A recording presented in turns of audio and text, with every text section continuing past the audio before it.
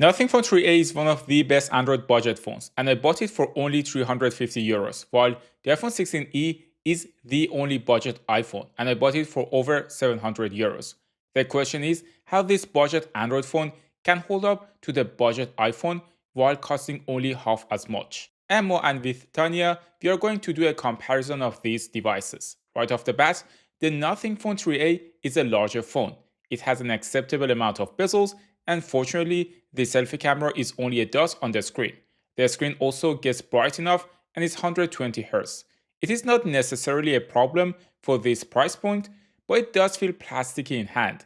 It also definitely stands out design-wise if you don't use a case with it or if you use a transparent case. The camera housing has 3 cameras in it, and there is some glyphs on the back of the device that are more of a form over function thing. So Nothing also added a button here. It is called Nothing Space. So when you click on it, it will take a screenshot and then you can add it to a space. You can annotate your pictures or you can add voice to it and other things.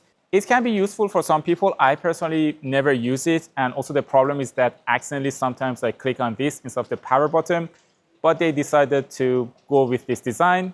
Let's see if it will actually work for some consumers.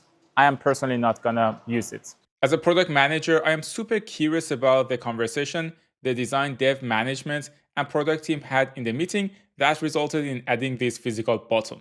Anyway, the iPhone 16e is the opposite of Nothing Phone 3a. It has a small footprint and the phone resembles a more compact device, and I like it.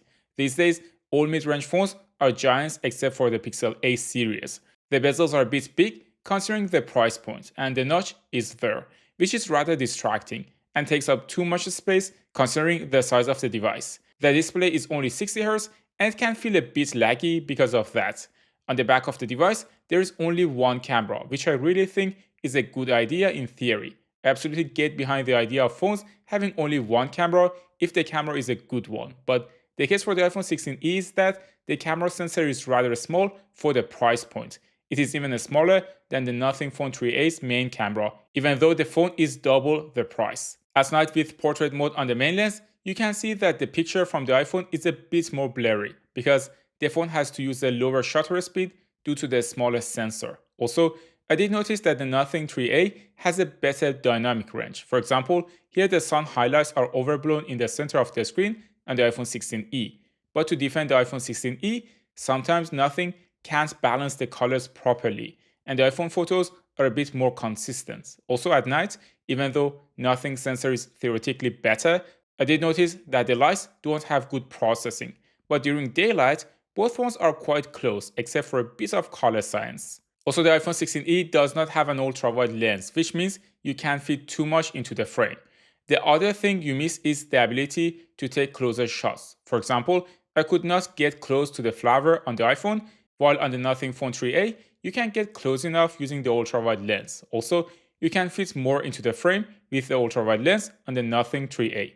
Of course, the quality of the ultra-wide lens is lower than that of the main lens, but during daylight, when there is enough light coming to the sensor, the difference is minimal. So Nothing Phone 3a also has a third telephoto lens that is usually absent on budget and even mid-range phones. The telephoto lens of the Nothing 3a can capture more details compared to the crop picture from the iPhone 16e, resulting in a more detailed picture, but also Nothing's telephoto pictures tend to be a bit more overexposed, while the iPhone keeps things better lit and more neutral. This is where years of developing the camera app give the iPhone an edge, even though it uses inferior hardware. Also, the iPhone 16e tends to add more contrast to zoom photos like this one to compensate for the lack of details, and sometimes this method works. The combination of overexposed pictures on the Nothing 3a telephoto lens and the artificial contrast on the iPhone can make the iPhone picture look better even at 4x zoom for specific situations like this one.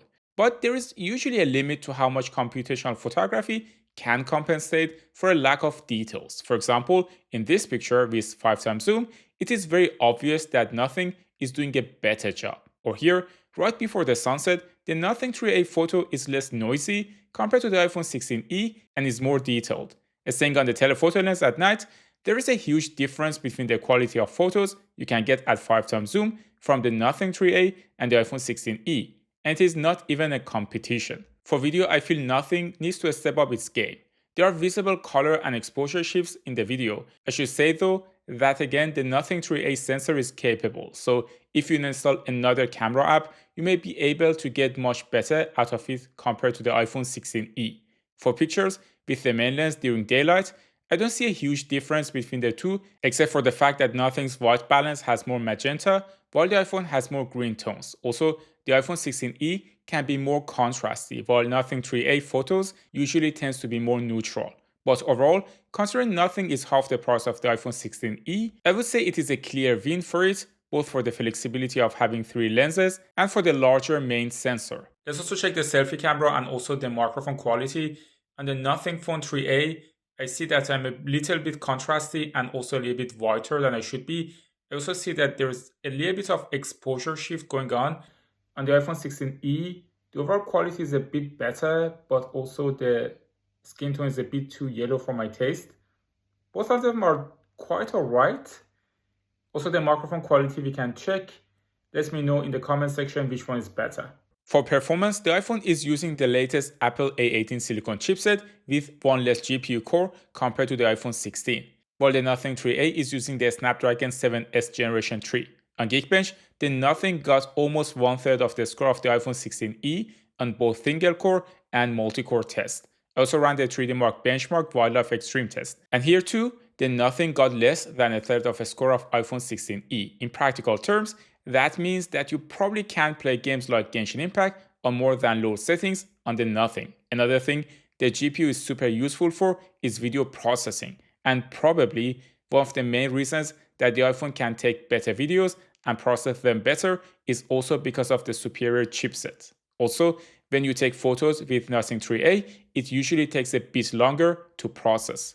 In general, it is not a big deal for daily tasks, but if you rely on the phone's performance, then Nothing can let you down a bit. The good thing about Nothing is that the operating system is very bare bones, and since there is no bloatware, Nothing really makes the phone slow. My experience with it has been very good so far, no lag or jittering. Of course, it won't run as smoothly as flagship phones, but as a budget phone, it is better than almost anything I've tested in this price range. The iPhone 16e gives you all the bells and whistles of iOS. It also runs smoothly despite being only 60Hz. It is also a more logical choice if you have a MacBook and want to use things like AirDrop and the Apple ecosystem connections. The Nothing 3A also has an optical fingerprint scanner that works very well, and I've never had any issue with it so far. There's also a screen protector pre-installed on the phone that works well with the fingerprint scanner. On the other hand, for the iPhone 16e, you have to rely on Face Unlock, which also works well, but I personally prefer fingerprint scanners. Regarding battery life, both of them are great. The iPhone 16e is one of the best, if not the best, compact phones I've tested for battery life. The only phone in that size that can rival is the Xiaomi 15, but that phone has a 5400 mAh battery. The Nothing's battery capacity is 5000, and based on my limited test, usually by the end of the day, both Nothing and iPhone 16e have a similar battery percentage left on 5G, despite the fact that Nothing has a larger battery capacity. Also, I didn't have any signal issues with either of them as far as I tested. If you enjoyed this video, please consider subscribing to the channel, otherwise Tanya is going to be very angry at you. If you enjoyed this video, you can watch the comparison of iPhone 16e versus the Galaxy S25 next. Thanks for tuning into Techmo, and I will see you in the next one.